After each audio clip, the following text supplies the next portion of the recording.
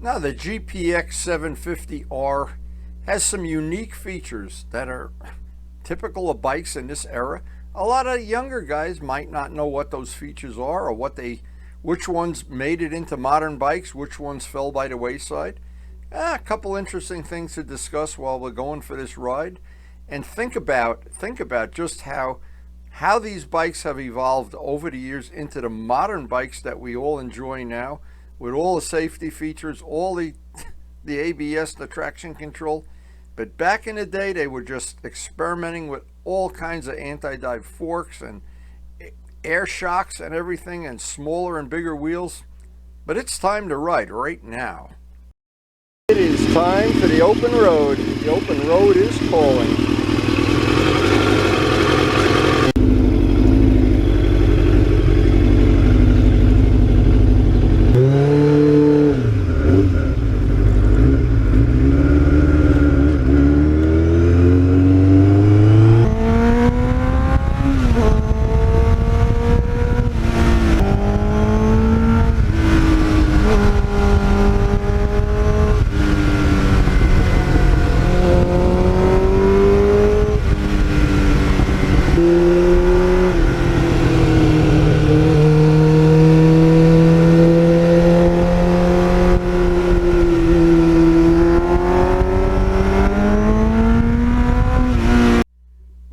Bikes from this era had experimental features, some of which caught on, some of which worked pretty good in fact, and some didn't catch on at all. Now just a quick example of a few things about this bike that are a little different than modern bikes. It's got an adjustable air shock. Now you would think that'd be something that might catch on and be a popular thing, since you don't need to take the whole shock apart and replace the spring. If you want to change it, you can do it pretty quickly. Well, I don't know why, but it really didn't catch on, and well, for whatever reason, that some of the things did catch on, some of the things didn't. Another thing about this bike, the styling from this era. Now I personally like the styling, and when I modified the bike, I wanted to have a more modern tail section. They had the tail light built into that tail section.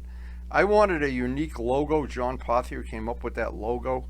Among other things, I made my own tail tidy from scratch. And when I did the paintwork, I did what I thought was a pretty good rendition of something that I had in my mind. I had painted a model airplane with this exact color combination years ago, and now I have the bike to match.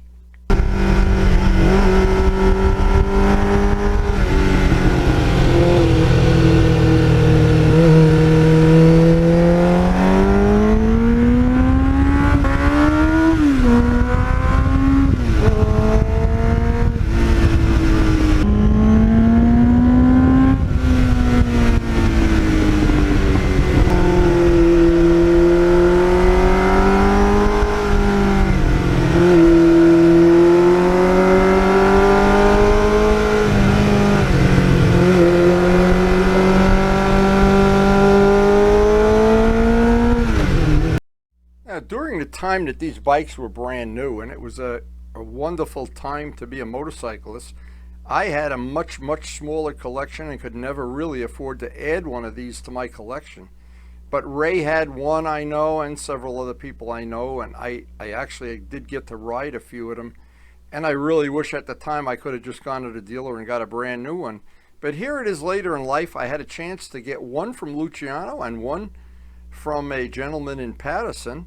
And between the two of them, I did a restoration on the green one that included the swing arm polishing. That was a lot of work, and that swing arm was one of the focal points of the bike. When I did that, it took way longer than I thought it would.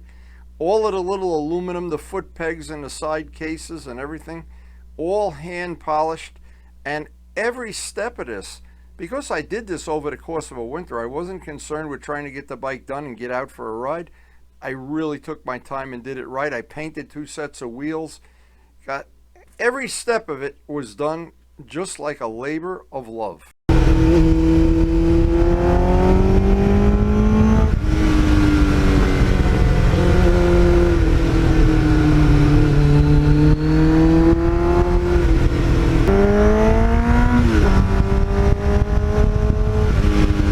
Now, when you go out early in the morning, there's plenty of shadows to hide in on these back roads, and it's probably 8-10 degrees cooler in these shaded areas.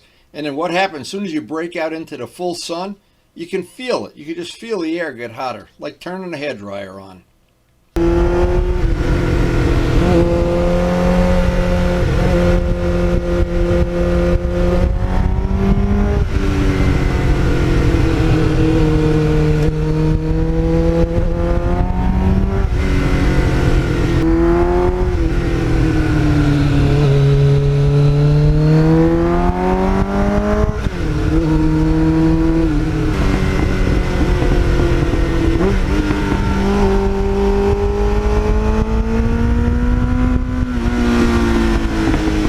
One of the things about the bike too that's, well, it's unusual, unique, whatever, the front forks, they seem to have, and maybe mine is unique, but I've got two of them and they're both the same.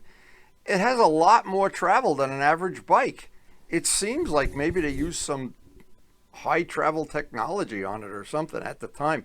And they have the anti-dive thing that, for me, it doesn't do much for me. I don't even use it, to be honest. But I know at the time, all the manufacturers, even a GS, they were trying to come up with some kind of fancy anti-dive. Now, some of the things that work real well on the bike, and I said that rear shock, after all the years, this is a historically registered bike, you would think it'd be all worn out and dripping and drooling and everything. To me, it rides just as good as can be. And the fact that I can infinitely fine-tune it with air, I don't have to take the spring off or get in there with a tool and adjust it. Just do it with air pressure. It's so convenient. So what it is when I got the first one of these and I was using it as a track bike exclusively, I said, wow, this is a bike that it's even better than I thought it was. And I thought it was real good back in 1989. And when I wanted a new one, it's better than that right now. And so when I got the second one and I did this really total winter, probably more than 500-hour restoration, when I was done with it and I went for the first real ride on a bike, I was really happy that the way it turned out.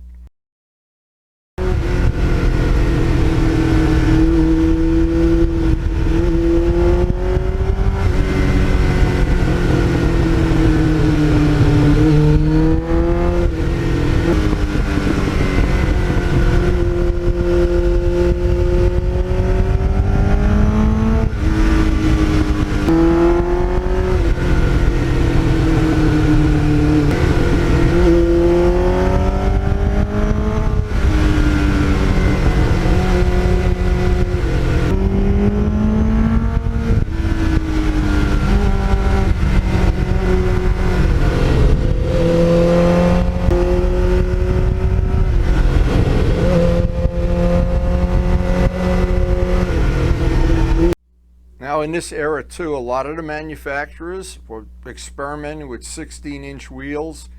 In fact, Luciano has a Ninja that has front and back 16-inch wheels. Problem is now getting tires is getting harder and harder to get. Luckily, Vlad always seems to find me a set without a big deal, but they are not stocked everywhere like they used to be. And that can be a little bit of a handicap anyway. You got to plan your tire purchases ahead of time. Now, but that's a small thing compared to some of the things about the bike that are really good. The sound. This size engine, a 750 engine, a 1, 2, 3, 4 firing order engine, sounds like an Indy car. And the muffler, the absolute muffler on this bike, the MUZZY, is to die for. I love the sound. When I had the bike down to the studs, I polished every part I possibly could, restored it, took the best parts from both bikes to make what amounts to be this bike, and then used all the spare parts to just make a parts bike. And it may be that at some future time, Guy is going to restore that bike and he'll have a spare track bike, because I have all the parts. They're just laying all over the place right now. Probably take a couple days to put the bike back together, but so worth it.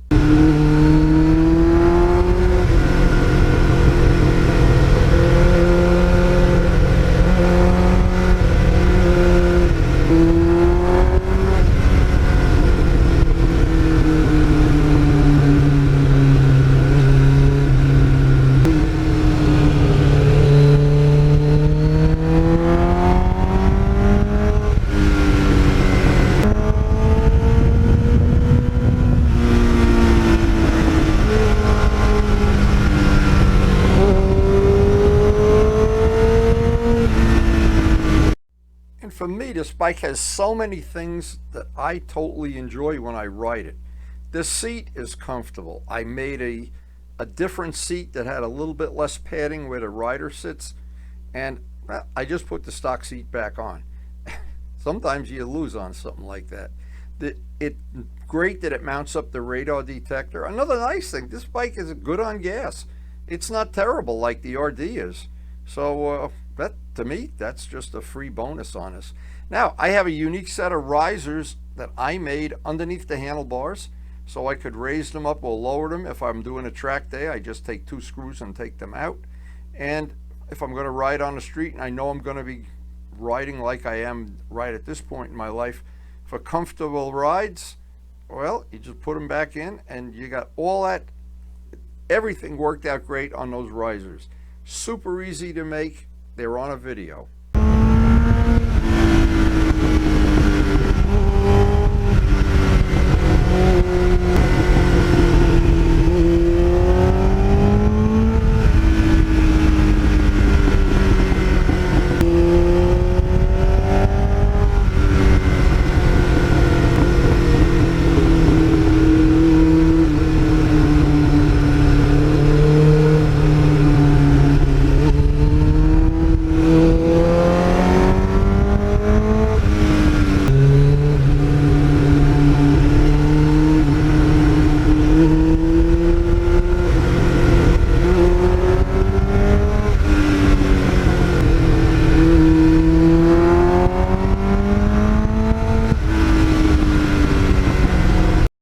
This turned out to be just a wonderful day to think back about all the hours I spent restoring this bike and picking up the original one with Luciano, and that's a whole nother story for a future video.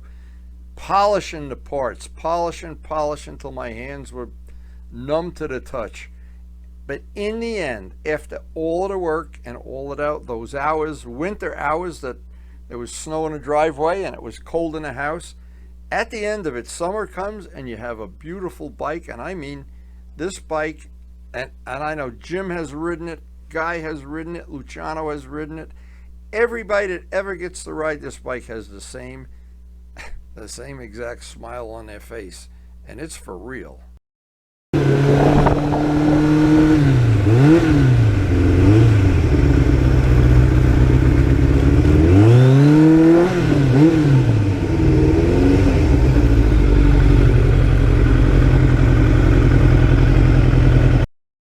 Those are just some of the unique features of this bike that were current at the time, and well, I don't know how many of them really made it into modern production bikes, but this bike was unique for its time.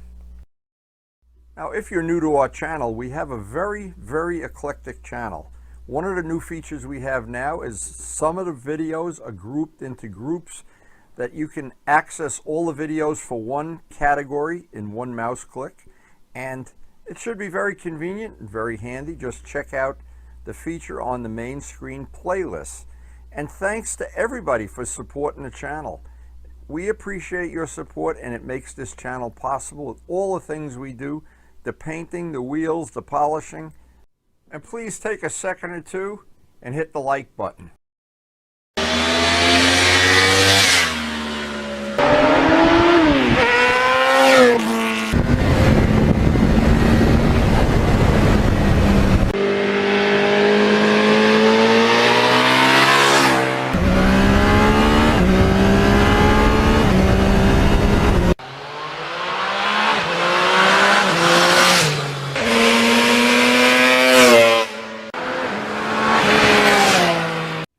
And thanks everyone for watching.